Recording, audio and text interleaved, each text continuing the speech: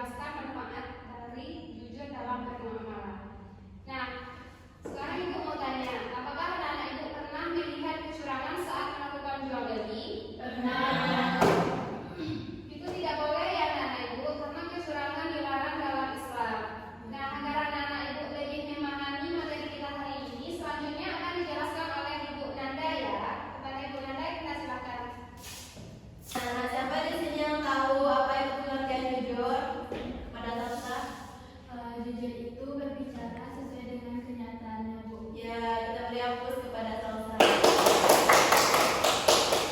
Nah, jujur dalam bermuamalah adalah sikap kita apa adanya dan tidak menipu orang lain dan tidak mengambil hak orang lain dalam bertransaksi. Dalam jual beli, penjual harus memperhatikan terlebih dahulu barang yang akan dijualnya dan tidak mengurangi takaran timbangan yang akan dijualnya. Begitu pun dengan pembeli.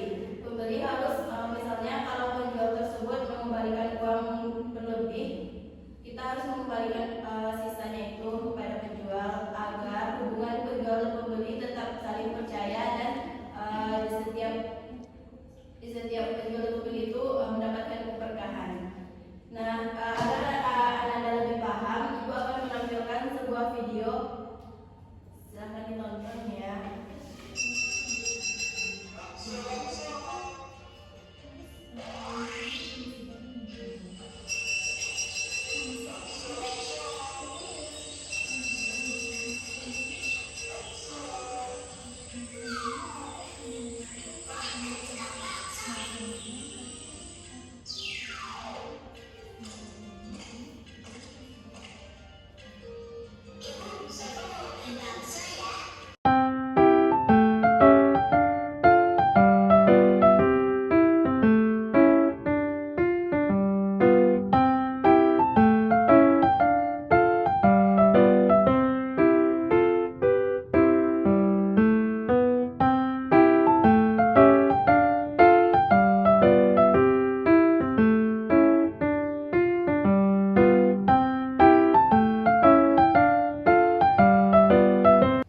Nah, siapa yang bisa menarik kesimpulan dari video yang kita tonton barusan? Saya Bu. Kepada Hanif. Kesimpulannya jika contohnya tadi kan itu ada sofa jadi beli bakso dengan maksudnya 2 x 10.000 uangnya 60, jadi dikembalikan kesalahannya, jadi karena mungkin tukang bakso lupa dikembalinya 15 atau 10, lalu di sana sofa itu dia mengingat maksudnya kembalinya 10 tapi kembalinya kepada dia 15, maka ia memberikan kepada tukang bakso. Jadi kesimpulannya sofa ini ia akan jujur ketika ia tahu kembalinya itu lebih, maka ia mengembalikannya. Itu ya. Kita beri hapus kepada Hanif. Nah, adapun dalil tentang kejujuran dalam bermuamalah ini terdapat dalam surah Al-An'am ayat 152 yang berbunyi Bismillahirrahmanirrahim wala taqrabu malal yatimi illa billati hiya ahsanu hatta yablugha ashuddah wa awfu lakala wa mizana bil qist la nukallifu nafsan illa wus'aha wa idza kuntum fa'dilu walau kana dha qurba wa bi ahdillahi awfu dzalikum wasakum bihi la'allakum tadhakkarun, yang artinya dan janganlah kamu mendekati harta anak yatim kecuali dengan cara yang bermanfaat sampai dia mencapai dewasa, dan sempurnakanlah takaran dan timbangan dengan adil. Kami tidak membebani seseorang melainkan menurut kesanggupannya. Apabila kamu berbicara sejujurnya, sekalipun dia kerabatmu, dan penuhilah janji Allah, demikian dia memerintahkan kepadamu agar kamu ingat. Nah, selanjutnya materi akan dilanjutkan oleh Ibu Lisa kepada Ibu Lisa. Nah, baik anak-anak, di sini Ibu akan melengkapi materi yang sudah dijelaskan oleh Ibu Renanda tadi. Nah, tadi kan Ibu Renanda sudah memaparkan video dan juga Ibu Renanda sudah menjelaskan ayat Al-Quran surah Al-An'am ayat 152 beserta artinya. Di sini Ibu akan melengkapi isi kandungannya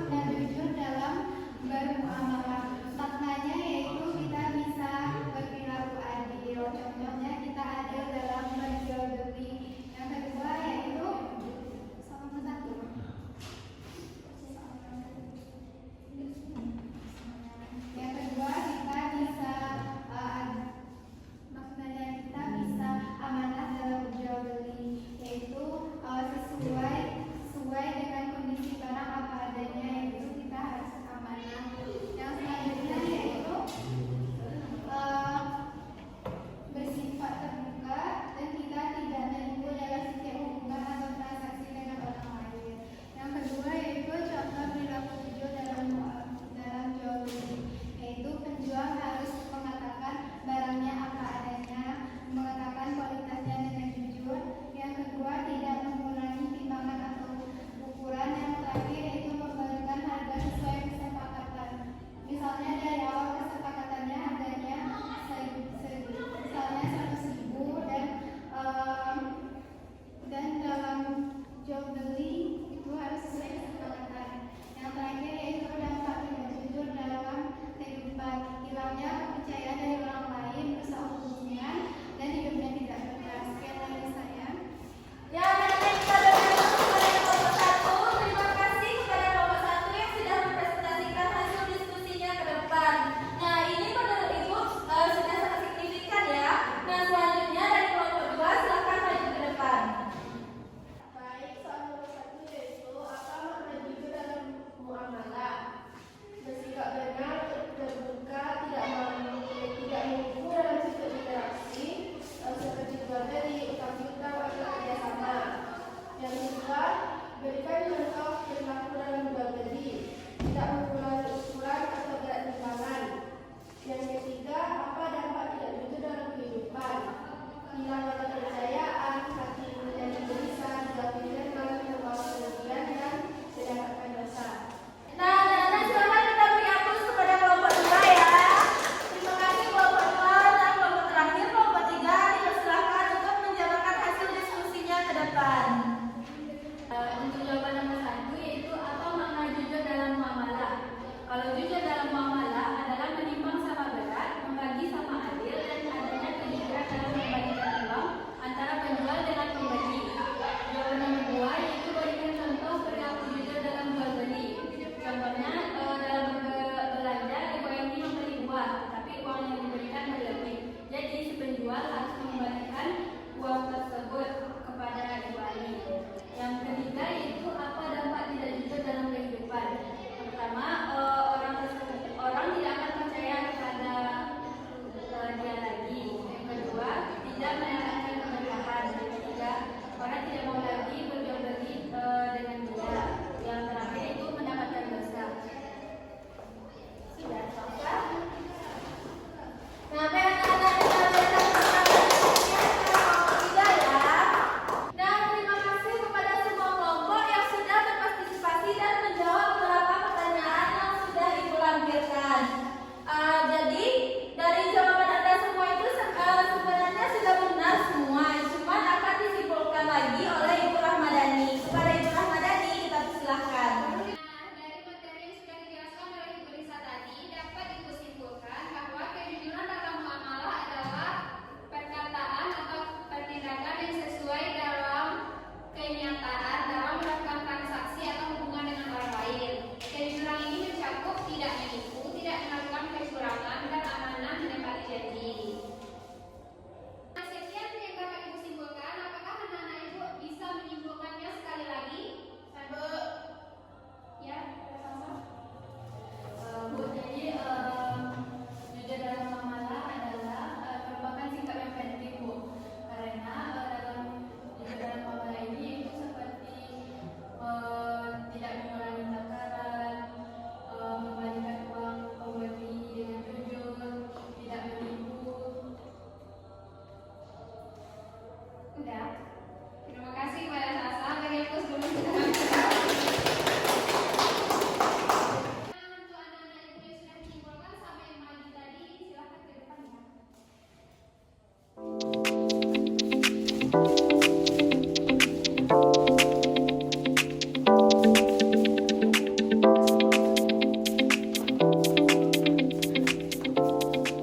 baiklah, kita cukupkan pelajaran kita sampai di sini.